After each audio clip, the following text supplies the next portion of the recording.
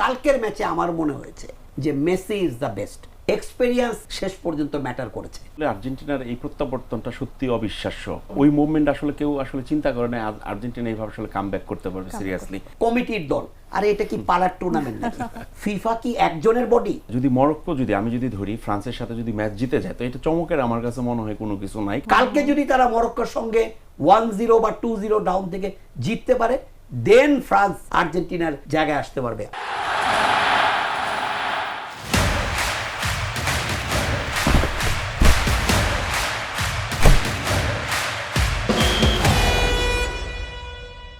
Football যে শেষ বাঁশি বাজার আগ পর্যন্ত শেষ হয় না সেটি আবারও প্রমাণ করলো আর্জেন্টিনা। শেষ 13 মিনিটে লিওনেল মেসির দুর্দান্ত পারফরমেন্সে অবিশ্বাস্য এক প্রত্যাবর্তন ঘটালো আলবিসেলেস্তেরা। পরপর 3টি গোল করে 3-2 ব্যবধানে জয় ছিনিয়ে নিল, অসম্ভবকে সম্ভব করে নিশ্চিত করলো বিশ্বকাপের কোয়ার্টার ফাইনাল। এদিকে দিনের আরেক ম্যাচে টাইব্রেকারে কলম্বিয়াকে হারিয়ে কোয়ার্টার ফাইনালে আর্জেন্টিনার সঙ্গী হয়েছে Switzerland. Jago sports world cup coffee house আড্ডায় সবাইকে স্বাগত জানাচ্ছি, সাথে আছি আমি তাসলিমা তিথি। দর্শক, বিশ্বকাপ ফুটবল নিয়ে আজ আমাদের সঙ্গে আলোচনায় আছেন জাতীয় ফুটবল দলের সাবেক গোলরক্ষক এবং অধিনায়ক আশরাফুল ইসলাম রানা, এবং সাথে আছেন জাগো নিউজের বিশেষ সংবাদদাতা আরিফুর রহমান বাবু। চলে যাচ্ছি তাদের কাছে। দুজনকেই আমন্ত্রণ। কেমন আছেন? আলহামদুলিল্লাহ ভালো আছি, আপনি কেমন? আমিও বেশ ভালো আছি। শুরুতে একটু রানা ভাইয়ের কাছে যেতে চাই। রানা ভাই, গতকালের ম্যাচটি একটি অবিশ্বাস্য ম্যাচ আসলে আমরা দেখলাম। এক্ষেত্রে এটি নিয়ে কিন্তু অনেক আলোচনা হচ্ছে। সেক্ষেত্রে যদি একটু জানতে চাই যে অলমোস্ট হেরে গিয়েছিল আর্জেন্টিনা, সেক্ষেত্রে আবারও নতুন করে প্রত্যাবর্তন, কি বলবেন ম্যাচটি নিয়ে? না, আমি যদি বলি আসলে আর্জেন্টিনার এই প্রত্যাবর্তনটা সত্যি অবিশ্বাস্য। ওই মুভমেন্ট আসলে কেউ আসলে চিন্তা করে না আর্জেন্টিনা এইভাবে আসলে কামব্যাক করতে পারবে সিরিয়াসলি। কারণ দেখেন, আমরা যদি শুরুর থেকে আসলে ম্যাচের কথা যদি বলি, দেখেন এখানে আর্জেন্টিনা কিন্তু স্বভাবসুলভভাবে কিন্তু ইজিপ্টকে কিন্তু আসলে ইজিপ্টের উপরে কিন্তু অ্যাটাক করতে পারে নাই। তো এইখানে আমার কাছে যেটা মনে হয়েছে যে কেপ ভার্দের সাথে যে ম্যাচটা আসলে খেলেছিল আর্জেন্টিনা, সেইখান থেকে আসলে কতটুকু এক্সপিরিয়েন্স নিয়েছিল সেটা আমার মানে কোশ্চেন থাকবে। যে এইখানে দেখেন নকআউট স্টেজের প্রত্যেকটা গেমই কিন্তু খুবই গুরুত্বপূর্ণ। এইখানে অপোনেন্ট যেই হোক না কেন, সে সেই জায়গা থেকে বেস্ট অ্যাফোর্টটা দেবে। তো ইজিপ্ট তারা দুর্দান্ত পারফরমেন্স করছে। আর এইখানে আমার কাছে মনে হয় যে মিডফিল্ড এবং ডিফেন্ডিংয়ে আর্জেন্টিনার একটু ফ্যাকাশে মনে হয়েছে তাদের জায়গা থেকে। আর আপনার মেসির পেনাল্টি মিস, সেইখান থেকে আরও 2টা চান্স ক্রিয়েট করেছিল। একটা আপনার ম্যাকলিস্টারের হেড দুর্দান্ত সেভ করেছে গোলকিপার, আরেকটা আপনার আলভারেজের একটা গোল সেভ করেছে। তো আমার কাছে মনে হয় যে ফার্স্ট হাফ যদি আমরা চিন্তা করি, সেখানে আর্জেন্টিনা যদিও অ্যাটাকিং থার্ডে কিছু ভালো চান্স ক্রিয়েট করেছিল, সেইগুলো আসলে আপনার ইজিপ্টের গোলকিপার দুর্দান্ত কিছু সেভ করে আসলে কিন্তু টিমটাকে লিডে রেখেছিল। তো সর্বোপরি বলতে চাই যে এটা আসলে যে আপনার লাস্টে যে আপনার যে 3টা গোল আসলে আর্জেন্টিনা করলো, এটা আসলে ম্যাজিক্যালের মতো। যে দুর্দান্ত আপনার মেসির একটা আপনার অ্যাসিস্ট ছিল, মেসি নিজে একটা গোল করলো, আর থার্ড গোলটা যেটা হলো সেটা নিয়ে আসলে সোশ্যাল মিডিয়াতে আমরা আসলে দেখতে পাচ্ছি বা গত রাত থেকে দেখতে পাচ্ছি একটা বিতর্ক সৃষ্টি করেছে। তো তারপরেও আমি বলবো যে আর্জেন্টিনা 3-2 আসলে তারা ইজিপ্টকে হারিয়ে আপনার কোয়ালিফাই করেছে। এটা আসলে আমাদের যারা আর্জেন্টিনা ভক্ত বা যারা ফুটবলটা বুঝে, এটা আসলে তাদের কাছে স্বস্তি একটা বিষয়। বাবু ভাই, আপনার কাছে আসি। এই যে গতকালের ম্যাচটি নিয়ে বলছিলাম আমরা, আর্জেন্টিনার কিছু সমর্থক আছেন যারা কিন্তু বলেছিল যে যদি শেষ পর্যন্ত কোনো মিরাকেল না ঘটে তাহলে হয়তো তারা কোয়ালিফাই করবে না। এক্ষেত্রে মেসির কথা যদি একটু জানতে চাই, যে শুরুতে পেনাল্টি মিস করেছে, সেক্ষেত্রে কিছুটা হতাশ হয়েছে সমর্থক যারা আছেন। এই যে মেসি এই বয়সে এসেও তার জাত চেনাচ্ছে, তার পারফরমেন্স নিয়ে আসলে কি বলবেন? জাত তো তিনি অনেক আগেই চিনিয়েছেন, এবং তিনি কালকের ম্যাচে আমার কাছে মনে হয়, তিথি আমি একটু ওয়াইড অ্যাঙ্গেলে উত্তর দিব, কালকের ম্যাচে কখনো আমার মনে হয়েছে হি ইজ দ্য বেস্ট। আমি খুব লাকি এনাফ, আমি পেলের খেলা লাইভ দেখতে পারিনি, কারণ 70-এ বাংলাদেশে লাইভ টেলিকাস্ট হতো না কোনো ফুটবলই। ইভেন 74-78 আমি বলেছি বাংলাদেশে সরাসরি হয়নি। 82-তে কিছু ম্যাচ, 86 থেকে বাংলাদেশের মানুষ পুরো দমে ওয়ার্ল্ড কাপ দেখেছে টিভিতে লাইভ। তার মানে আমি 82-তে কালকেও বলেছি প্রোগ্রামে, জিকোর খেলা দেখেছি, সক্রেটিসের দেখেছি, ম্যারাডোনার দেখেছি, প্লাটিনির দেখেছি, টিগানার দেখেছি, লোথার ম্যাথিউসের দেখেছি অনেকে, রুমেনিগের দেখেছি। আমার কাছে মনে হয় যদি পরিবেশ প্রেক্ষাপট দিয়ে বলি, কালকের ম্যাচে আমার মনে হয়েছে 35 বছর সাংবাদিকতা করার পর যে মেসি ইজ দ্য বেস্ট। প্রশ্ন করতে পারেন কেন? রানা ইজ হেয়ার, একটা বড় প্লেয়ার, একটা ওয়ার্ল্ড কাপের নকআউট স্টেজে, তখনও তো 0-0 যখন পেনাল্টিটা মিস করলো মেসি, তখন কিন্তু আর্জেন্টিনা ঠিক রিদমটা পায় নাই, যেটা রানা শুরুতে বলেছে। আর্জেন্টিনার যে সহজাত আক্রমণাত্মক ফুটবল, সেটা কিন্তু কালকে তারা শুরুতে করতে পারেনি। ওই সময়ে পাওয়া পেনাল্টিটা মিস করার পর পুরো টিমের ডিমোরালাইজড হয়ে যাওয়ার কথা, কারণ ওই পেনাল্টিটা পুরো ম্যাচটাকে বদলে দিতে পারত। মেসিও চাঙ্গা হতে পারতেন। মেসি মিস করলেন, আর্জেন্টিনাও উল্টো 2 গোলে পিছিয়ে পড়ল। আমার নিজের পেনাল্টি মিসে দল পিছিয়ে পড়লো, এটা তো একটা ডিমোরালাইজড হয়ে যাওয়ার ব্যাপার। মেসি তা হননি। পুরো ম্যাচে তিনি যখনই বল পেয়েছেন ক্রিয়েটিভ কিছু করার চেষ্টা করেছেন। এইরকম ঘটনা আমি কারো দেখিনি। 86-এ জিকো পেনাল্টি মিস করে আজীবনের জন্য ভিলেন হয়ে আছে, যদিও ব্রাজিলিয়ান ফুটবল সাপোর্টাররা তাকে অলওয়েজ হোয়াইট পেলে নামেই ডাকে, কিন্তু জিকো কিন্তু ইতিহাসে সেভাবে আর তার যে পরিচিতি ছিল সেটা নাই, হারিয়ে গেছে। এখনকার প্রজন্ম হয়তো বলতেই পারবে না যে 80s-এ জিকো ছিলেন ম্যারাডোনার নেক টু নেক। মেসি কালকে ওই পেনাল্টি মিস করার পর 2-0 গোলে ডাউন দল, তার মধ্যেও মোরালি ডাউন না হয়ে তিনি বারবার ভেবেছেন যে আমাকে কিছু করতেই হবে। তিনি গোল করেছেন, অ্যাসিস্ট করেছেন যখনই বল পেয়েছেন।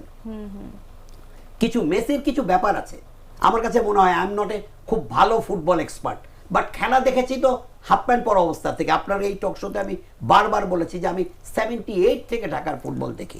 সালুদ্দিন ভাইকে দেখেছি, এনায়েত ভাইকে দেখেছি, ওয়াসিম ইকবালকে দেখেছি, ব্রাদার্সের বোম পিঠে পড়ে মহসিন ভাইকে দেখেছি, সাব্বিরকে দেখেছি।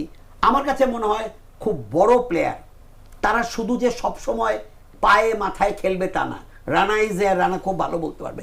বড় প্লেয়ার যারা, জাত প্লেয়ার যারা, তাদের উপস্থিতিটা, তারা ছোট্ট একটা টাচ দিবে, তারা সহযোগীকে সুযোগ করে দেবে। মেসি কিছু কিছু জায়গায় দেখা গেছে ব্লক, যেমন আমরা ট্রাফিক জ্যামে আমরা বলি ফোন করে, ভাই আমার সামনে গাড়ি, ডানে গাড়ি, বায়ে গাড়ি, পেছনে গাড়ি, আমি মুভ করতে পারতেছি না। এইরকম অবস্থাতেও কিন্তু মেসি একটা আলতো টোকায় আরেকজনকে দিয়ে নিজে স্পেস দিয়ে নিতে পারেন, এটাই মেসি। কাজেই মেসি অনেক কিছু পারেন। মেসি ডেড বলে পারেন, মেসি ফ্রি কিকে পারেন, কর্নারে পারেন, পেনাল্টিতে পারেননি, কিন্তু তিনি গোল করেছেন, গোলের উৎস রচনা করে দিয়েছেন। সব মিলে কালকের ম্যাচটাকে যদি আপনি চুলচেরা বিশ্লেষণ করেন, রেফারিং নিয়েও নিশ্চয়ই আমরা কথা বলবো, হয়তো সেটা নিয়ে বিতর্ক সামাজিক যোগাযোগ মাধ্যমে সাপোর্টারদের মধ্যে চলতেই থাকবে, বাট ওই 13 মিনিট 15 সেকেন্ডের যে ম্যাজিক আর্জেন্টিনার, এটা বহুদিন ওয়ার্ল্ড ফুটবলে আলোচিত হবে এবং সেই আলোচনার কেন্দ্রবিন্দু থাকবেন মেসি। গোল করেছেন, 2-2 গোলটা তার পা থেকে এসছে, উৎস রচনা করে দিয়েছেন, দলকে খেলিয়েছেন এবং পেনাল্টি মিসের পরও সহযোগীদেরকে এতটুকু মুষড়ে পড়তে দেননি, নিজে ভেঙে পড়েননি, তাদেরকে উৎসাহিত করেছেন, উদ্দীপ্ত করেছেন। এবং কালকে গোলের পরপরই আমাদের জাগো নিউজেও এই একটা রিপোর্ট হয়েছে, মেসিকে গোল করে এরকম বুনো উল্লাস করতে দেখা যায় না। কালকে তিনি করেছেন, তিনি তো মানুষ। তিনি পেনাল্টি মিস করার পর অবশ্যই তার নিজের মধ্যেই খারাপ লেগেছে। সেই খারাপ লাগা থেকে যখন তিনি দলকে ম্যাচে ফিরিয়ে আনলেন, তখন তার উল্লাসটা ছিল যে না, আমি পারি, আমি পেরেছি, আমার সেই সামর্থ্য আছে দলকে কিছু দেয়ার, দলকে টেনে নেয়ার। কাজে মেসি ইজ এক্সেপশনাল। আমার কাছে মনে হয় মেসি ম্যাজিক কালকের ম্যাচে আবারও ফুটে উঠেছে যে দলকে টেনে নেয়ার সর্বোচ্চ ক্ষমতা মেসির আছে। এবং ম্যাচের যে কোনো মুহূর্তে, যে কোনো টিপিক্যাল সিচুয়েশনে মেসি পায়ে, মাথায় এবং বুদ্ধি খাটিয়ে একটা সিকোয়েন্স তৈরি করে দলকে এগিয়ে নিতে পারেন, দলকে ম্যাচে ফিরিয়ে নিতে পারেন। সেটা কালকের ম্যাচ তার জ্বলন্ত নজির হয়ে থাকবে। একদমই বাবু ভাই, এবং আপনি বলছিলেন আসলে হতাশাকে কাজে লাগিয়ে কিভাবে জয় ছিনিয়ে আনতে হয় সেটা মেসি করে দেখিয়েছে। একদমই। আমরা আবারও ফিরবো। দর্শক, বিশ্বকাপের এক্সাইটমেন্ট হবে আরো উপভোগ্য নিউ লুক আর ইমপ্রুভ টেস্টের কফি হাউসের সাথে। নিউ লুক আর ইমপ্রুভ টেস্ট নিয়ে এলো কফি হাউস মাত্র 10 টাকা। ম্যাচটি নিয়ে তো অনেক বিতর্ক হচ্ছে, বাবু ভাইও বলছিলেন যে রেফারিং নিয়ে কিছুটা বিতর্ক চলছে এখন পর্যন্ত, যারা আর্জেন্টিনা ভক্ত আছেন। এক্ষেত্রে যদি একটু জানতে চাই যে এই যে মিশরের একটি গোল এবং আর্জেন্টিনা গোল বাতিল করে দিলেন মিশরের একটি, এবং আর্জেন্টিনার একটি গোল নিয়েও বিতর্ক চলছে। আপনি তো দীর্ঘদিন ফুটবল খেলছেন, এক্ষেত্রে আসলেই কি বিতর্ক হওয়ার মতো কিছু ঘটেছে ম্যাচে? না দেখেন, এই ওয়ার্ল্ড কাপ শুরুর থেকেই কিন্তু আপনার রেফারিং বা ভিআরের ডিসিশন নিয়ে কিন্তু তুমুল আলোচনা চলছে, বিতর্ক চলছে বিভিন্ন ডিসিশনের ক্ষেত্রে।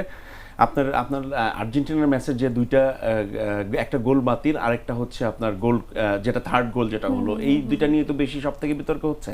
তো আমরা নর্মালি দেখেন, আমরা খালি চোখে যেভাবে আসলে দেখি, আপনি স্লো মোশনে যদি আপনি দেখেন সেটা কিন্তু ভিন্নভাবে দেখা যায়, সেটা খুব স্পষ্টভাবে দেখা যায়।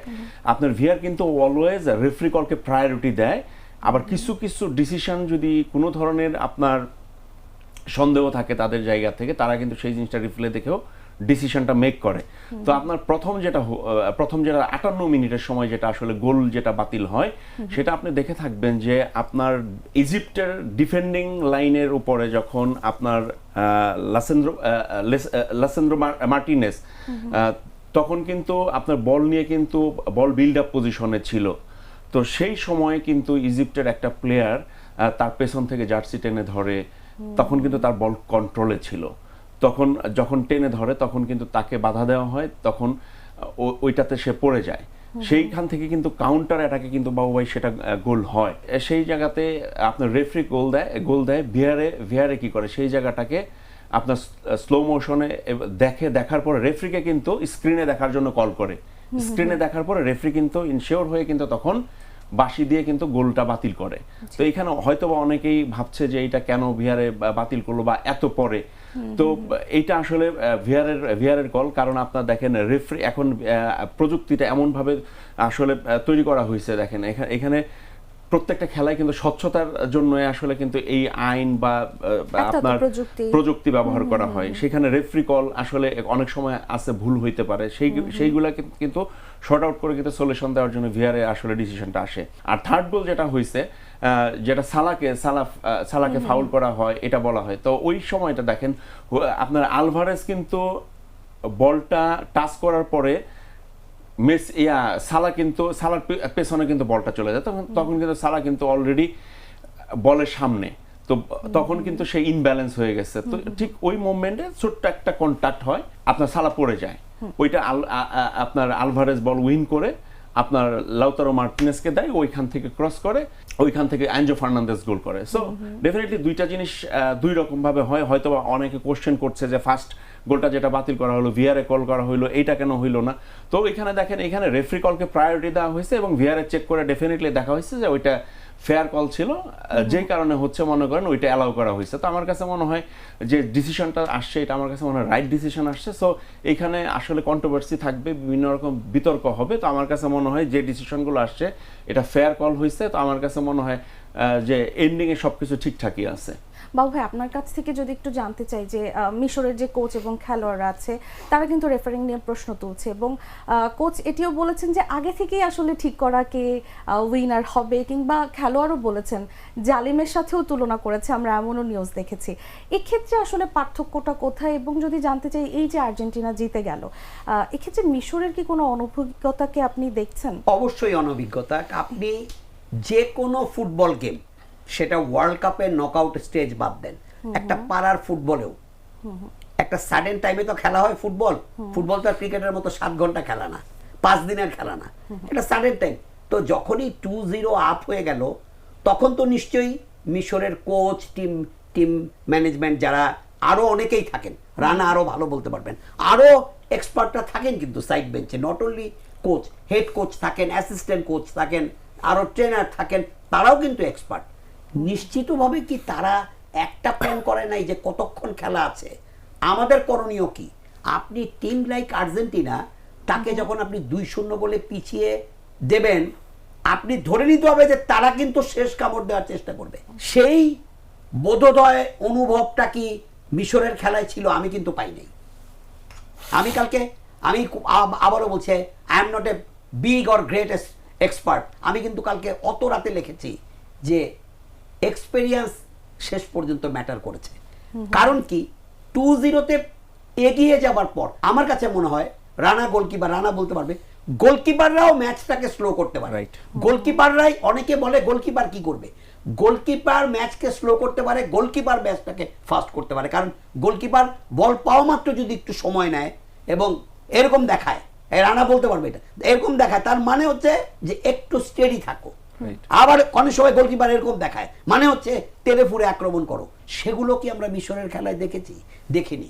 তারপরে বললেন রেফারির ভুল বা VAR নিয়ে যে আলোচনা, রানা চমৎকার ব্যাখ্যা দিয়েছে, আমি এরপরে বলবো না। যদিও আমি বলি, আমি কিন্তু এই অনুষ্ঠানে অন্তত 5 বার বলেছি আমি ব্রাজিল সমর্থক, বাট আমার কাছে মনে হয় আমি নিজে খেলাধুলা করেছি, খেলা দেখে বড় হয়েছি, এখন ক্রীড়া সাংবাদিকতা করি। খেলা শুরুর আগেই ফেয়ার প্লে বলতে একটা কথা থাকে, খেলা শেষে এই ধরনের মন্তব্য আমি অন্তত কামনা করি না।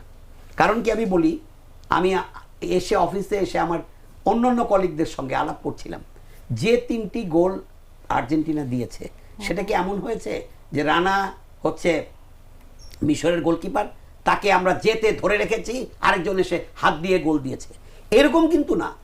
গোলের আগের কোনো ফাউল বা সিকোয়েন্স নিয়ে প্রশ্ন থাকলেও 3টা গোলের একটা গোল নিয়েও কিন্তু গোলের পজিশন, শট বা হেড নেওয়া নিয়ে কোনো সংশয় প্রশ্ন নেই।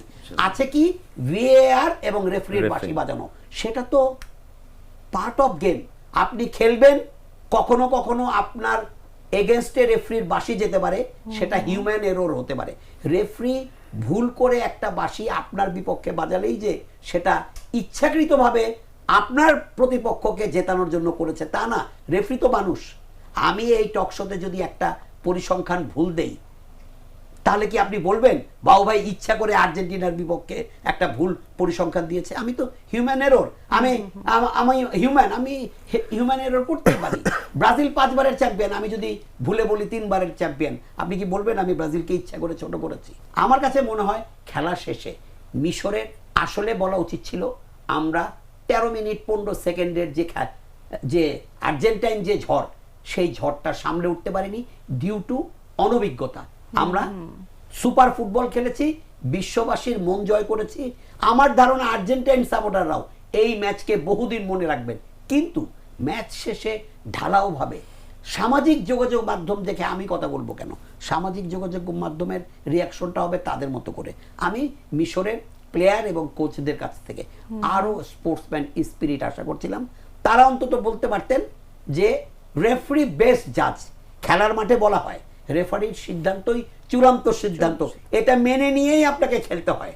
তো এখন VAR তো আছে রেফারিংকে আরো ফেয়ার, আরো সুন্দর, আরো নিখুঁত করার জন্য। তো সেগুলো তো মেনে নিয়েই আমি খেলতে নেমেছি ওয়ার্ল্ড কাপে। তো ওয়ার্ল্ড কাপের ম্যাচে হারার পর আমার কাছে মনে হয় রেফারিং নিয়ে যদি কোনো প্রশ্ন আমার থেকেও থাকে, আমি অন্তত এটা আউটব্রাস্ট করব না। এখন যেটা হয়েছে, মিশরের কোচ ক্যাপ্টেনদের কথায় যে আগেই সেট করা ছিল, এমনিতেই একটা একটা একটা অড কথা শোনা যায়, কমিটির দল। আরে এটা কি পাড়ার টুর্নামেন্ট নাকি? এটা কি পাড়ার টুর্নামেন্ট? এটা ফিফা কি একজনের বডি? ফিফা তো ইন এ সেন্স ইউনেস্কোর চেয়ে বড়, ইউনিসেফের চেয়ে বড়। তা ফিফার মেম্বার জাতিসংঘের চাইতে বেশি। ফিফার প্রেসিডেন্ট কাউকে তোয়াক্কা করার মানুষ না। আমরা স্টুডেন্ট লাইফে জেনেছি ফিফার প্রেসিডেন্টের চার্টার্ড বিমান আছে। তো ফিফার পাওয়ার, ফিফার অর্থ এত, ফিফার কি দরকার আর্জেন্টিনাকে চ্যাম্পিয়ন করানোর জন্যই সবকিছু করা? আমার কথা হচ্ছে আমি সাপোর্ট নাও করতে পারি, বাট আমার চিন্তা চেতনায় একটা ফেয়ারনেস থাকতে হবে। আর ফুটবল আমাদেরকে ফেয়ারনেস শেখায়। আমি মনে করি কালকের ম্যাচে আর্জেন্টিনার জয় নিয়ে ওই কোনো ফাউলকে কেন্দ্র করে নিয়ে গোল বাতিল বা গোলের আগে যে পেনাল্টির ব্যাপারটা রানা চমৎকার বলেছে। আমি অনেকবার দেখেছি সালা একটা সময় বলের পিছনে চলে গিয়েছিলেন। তা আপনি যখন বলের পেছনে থাকবেন, তার মানে বল আপনার নিয়ন্ত্রণের বাইরে, এবং নিয়ন্ত্রণের বাইরে যদি আপনাকে কেউ পুশও করে, সেটা কিন্তু অ্যাটলিস্ট পেনাল্টি যোগ্য অপরাধ না। কাজে এটা নিয়ে কথা থাকতে পারে, বাট আর্জেন্টিনার জয় নিয়ে যদি আপনি প্রশ্ন তুলেন যে আর্জেন্টিনাকে জেতানোর জন্যই সবকিছু করা হচ্ছে, চিত্রনাট্য রচিত হয়েছে, I will be the first person to protest. আমার মনে হয় ওয়ার্ল্ড কাপের one of the greatest match, এই ম্যাচে আর্জেন্টিনা জিতেছে, সেটাই বড় কথা, সেটাই শেষ কথা। মেসি ম্যাজিক ওয়ার্ল্ড দেখেছে, সেখানে রেফারিং একটা পার্ট অফ গেম। যদি রেফারি একটা VAR থেকে নিয়ে রেফারির একটা বাঁশি বাজানো ভুল হয়, সেটা নিয়ে এত কথা বলার কিছু নাই। আমি আপনাকে একটা ছোট্ট উদাহরণ দিয়ে শেষ করি। নরওয়ের সঙ্গে ম্যাচের ঠিক আগের দিন আমি একটা স্টোরি করেছিলাম, সেই রিপোর্টটা ম্যাচের দিন প্রকাশিত হয়েছে। নরওয়ের সঙ্গে 98-এ ব্রাজিল কিন্তু রেফারির ভুল বাঁশিতে হেরে গিয়েছিল। একটা লেফট ফ্ল্যাঙ্ক থেকে একটা ক্রস আসছে, ব্রাজিলের ডিফেন্ডার সম্ভবত আমার ঠিক মনে নেই, জুনিনহো মনে হয়, এয়ারে উঠে ওই নরওয়ের ডিফেন্ডারকে অফ করে দিয়ে চেস্টে বলটা নিতে চেয়েছে, বলটা চেস্টে লেগে হাতের এই জায়গাটা টাচ করে চলে গেছে, রেফারির সাথে সাথে পেনাল্টি দিয়েছে এবং ওই পেনাল্টি গোলেই ব্রাজিল হেরে গিয়েছিল। যেহেতু ওই ম্যাচটা ব্রাজিলের অবস্থানের কোনো হেরফের করেনি, সেটা নিয়ে হইচই হয়নি। কাজে আমার কাছে মনে হয় নকআউট স্টেজের ম্যাচ সিকোয়েন্সগুলো ছিল খুব অন্যরকম, এই কারণে একটা আবেগ তৈরি হয়েছে। বাট আবেগের বশবর্তী হয়ে আর্জেন্টিনার জয়ে আমি কোনো কালো দাগ দিতে রাজি না। একদমই। এবং রানা ভাই যেমনটি বলছিল, এই যে প্রযুক্তিগত এত স্বচ্ছতা, এগুলোর পর আসলে আমার মনে হয় যে আর কোনো প্রশ্ন ওঠাটা ঠিক নয়। আমরা যথেষ্ট স্বচ্ছতা দেখেছি। রানা ভাই, আরেকটি ম্যাচ নিয়ে কথা বলতে চাই। আমরা দেখেছি যে কলম্বিয়ার বিপক্ষে সুইজারল্যান্ড টাই ব্রেকারে জিতেছে। সেক্ষেত্রে ম্যাচটি কেমন দেখলেন? এবং কোয়ার্টারে আর্জেন্টিনার প্রতিপক্ষই সুইজারল্যান্ড হচ্ছে, কেমন হতে পারে তাদের প্রতিপক্ষ? দেখেন, আপনার সুইজারল্যান্ড এবং কলম্বিয়ার যে ম্যাচটা আমরা দেখলাম, এখানে কিন্তু 50-50 কল ছিল সেই আগের থেকেই। মানে আমরা এটা প্রেডিক্ট করছিলাম যে হয়তোবা হেড টু হেড বা কলম্বিয়ার যে ডেপথ আছে, হয়তোবা সুইজারল্যান্ড থেকে ম্যাচের আগে আমরা হয়তোবা ভাবছিলাম যে হয়তোবা কিছুটা এগিয়ে থাকবে, বাট ম্যাচের ভিতরে যে জিনিসগুলো আমরা দেখলাম আর কি, এটা 50-50। ওরা সবাই সবার জায়গার থেকে আসলে ওদের বেস্ট এফোর্ট দিয়েছে। বাট এখানে গোলকিপার ডিফেন্ডারদেরও একটা ভূমিকা ছিল। আপনার দুই টিমেরই গোলকিপারদের আপনার ক্লিয়ার সেভ আছে 2 থেকে 3টা করে। তো সেই জায়গায় আমার কাছে মনে হয় যে তারা তাদের জায়গা থেকে চেষ্টা করেছে যে অ্যাটলিস্ট রেগুলেশন টাইম বা এক্সট্রা টাইমের ভিতরে ডিফেন্ডিংটাকে কিভাবে সলিড রেখে আসলে আগানো যায়। তো একটা জিনিস তো এটা ট্রু যে আপনার যদি আপনার 90 মিনিটস গেম বা 120 মিনিট যেটাই হোক না কেন, আপনি যদি গোল যদি কোনোভাবে কনসিড না করেন, তো আপনার একটা অপরচুনিটি থাকবে যে আপনার গোল স্কোর করার। তো সেই জায়গাতে আমার কাছে মনে হয় দুইটা টিমই খুব বেশি মানে কনফিডেন্ট ছিল। তারা ওই চিন্তাটা মাথায় নিয়ে আসছে যে যদি আমরা এইভাবে যদি আসলে টাইম ম্যানেজ করে আগাতে পারি, তো সেটা আমাদের জন্য আসলে একটা পজিটিভ একটা ব্যাপার হইতে পারে। তো সেই জায়গাতে আমরা কিন্তু 120 মিনিটই দেখলাম আসলে গোললেস ড্র, তারপরে ট্রাইব্রেকার আসলে এখানে নার্ভের গেম, আসলে এইখানে মনস্তাত্ত্বিক একটা গেম থাকে। তো এখানে আমার কাছে যেটা মনে হয় যে গোলকিপারদের কিছুটা হলেও বা অ্যাডভান্টেজ থাকে, বিকজ এখানে কিকার যে থাকে তার কিন্তু আসলে নার্ভ কন্ট্রোল করা খুব ডিফিকাল্ট।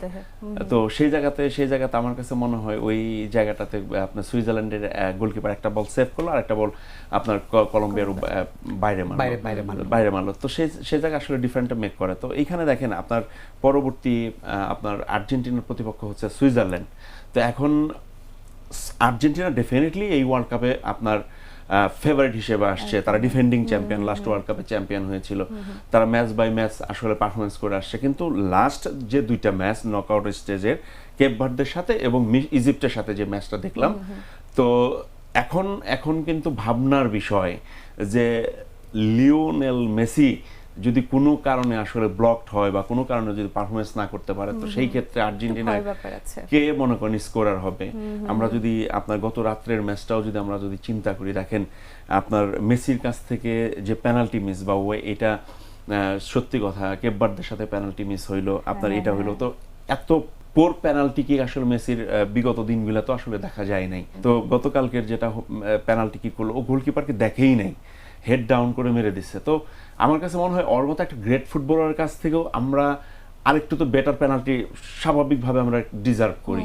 কিন্তু দেখেন আপনার ব্রাজিলের ম্যাচটা দেখেন, গুইমারেস মিডফিল্ডে আপনার ওই ম্যাচ ছাড়া, আপনার নরওয়ের সাথে ম্যাচ ছাড়া কিন্তু প্রিভিয়াস ম্যাচগুলোতে কন্টিনিউ ভালো পারফরমেন্স করে আসছে মিডফিল্ডে এবং সলিড পারফরমেন্স।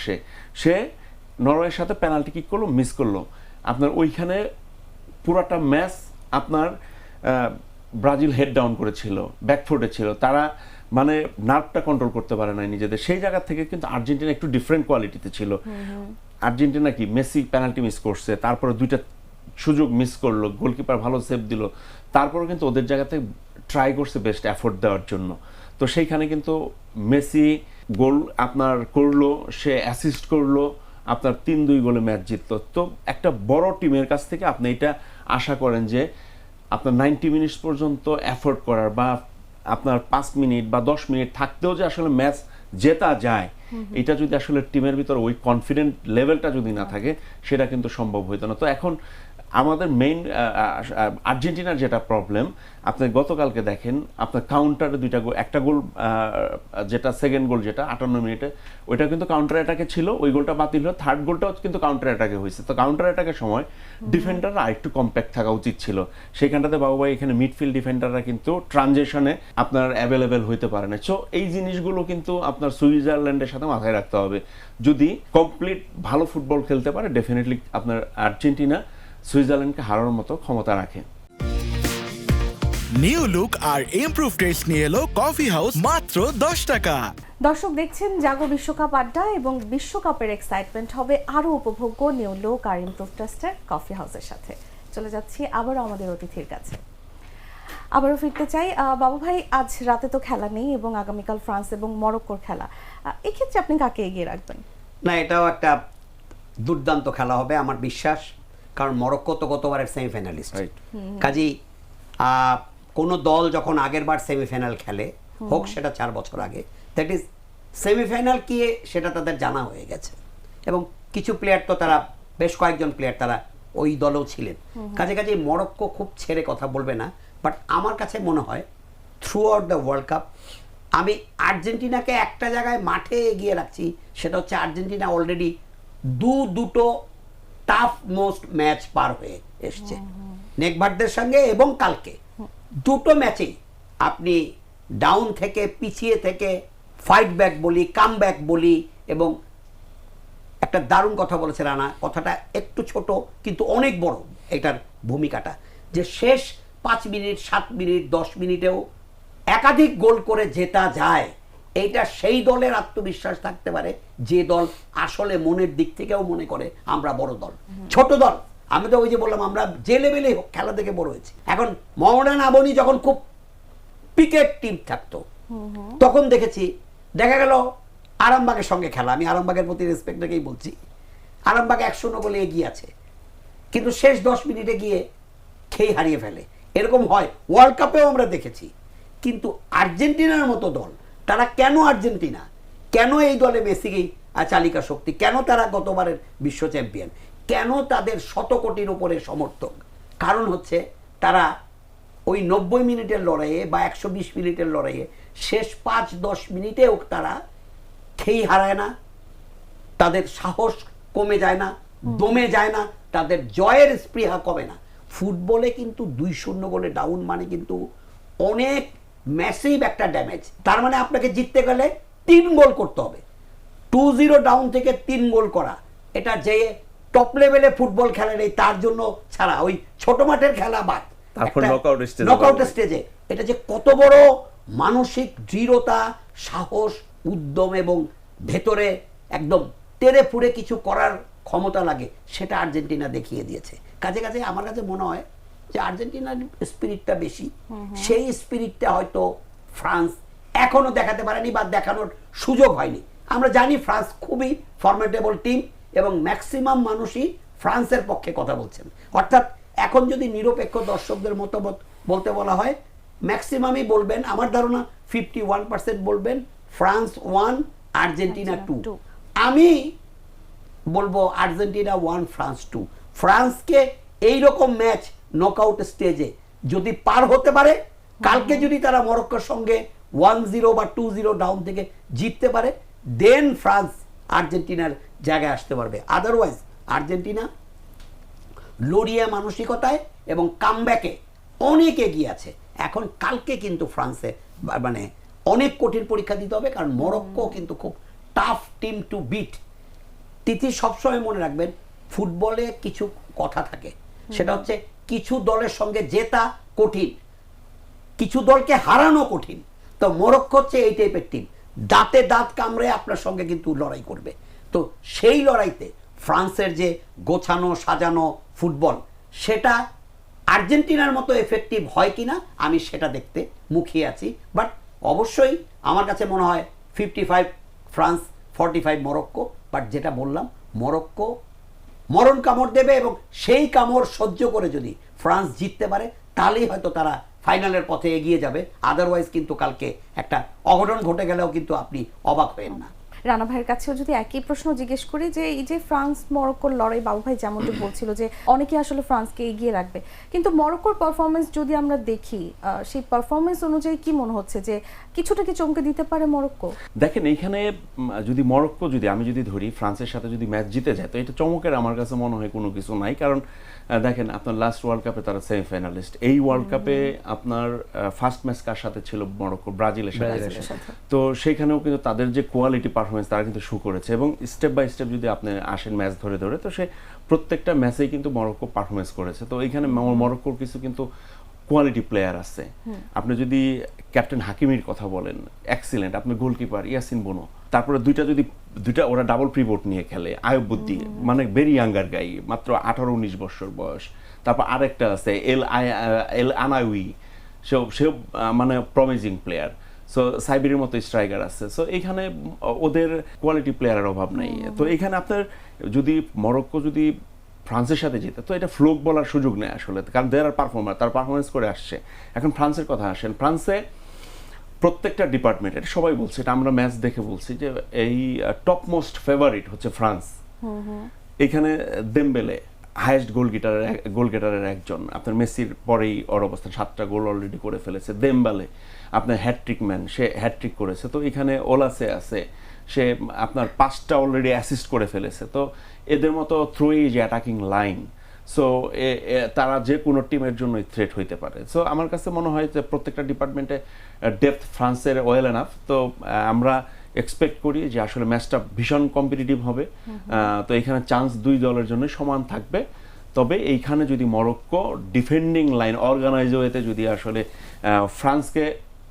ফ্রান্সের অ্যাটাকিং লাইনটাকে ব্লক করতে পারে, আটকায় দিতে পারে, সেই ক্ষেত্রে মরক্কোর চান্সটা বেশি থাকবে। আদারওয়াইজ ফেভারিট হিসেবে ফ্রান্স থাকবে। আপনি ফ্রান্সকে এগিয়ে রাখছি। বাবু ভাই, এই প্রেডিকশন যদি একটু জানতে চাই যে কত গোল হতে পারে, কি বলবেন? গোল নিয়ে নাইবা বললাম, বাট আমি আবারও বলছি যে ফ্রান্স 55% ফ্রান্সের পক্ষে, 45 মরক্কোর পক্ষে, এরকমই হবে। 2-1 হতে পারে, মানে ভেরি ক্লোজ, ভেরি ক্লোজ, নেক টু নেক ফাইট হবে। যদিও হয় ফ্রান্স যদি জিতে 2-1 জিতবে, ইভেন খেলা যদি টাই ব্রেকারেও করায়, আপনি অবাক হওয়ার কিছু নেই। দেখা যাক আগামীকাল ম্যাচে আসলে কি হয়। আপনাদের অসংখ্য ধন্যবাদ আমাদের সময় দেওয়ার জন্য। তিথি, আপনাকে অনেক ধন্যবাদ, এবং আমাদের দর্শকদের জন্য বরাবরের মতোই শুভেচ্ছা, শুভকামনা। দর্শক, ফুটবল বিশ্বকাপে এখন চলছে বাঁচা মরার লড়াই। হয় বাঁচো নইলে মারো। এই বাঁচা মরার লড়াইয়ে কে আসলে এগিয়ে যায় এবং কে পিছিয়ে পড়ে, সেটি এখন দেখার পালা। যারা এতক্ষণ আমাদের সাথে ছিলেন তাদের অসংখ্য ধন্যবাদ জানিয়ে এখানেই বিদায় নিচ্ছি। সবাই ভালো থাকবেন, সুস্থ থাকবেন এবং জাগো নিউজের সঙ্গেই থাকবেন। ধন্যবাদ।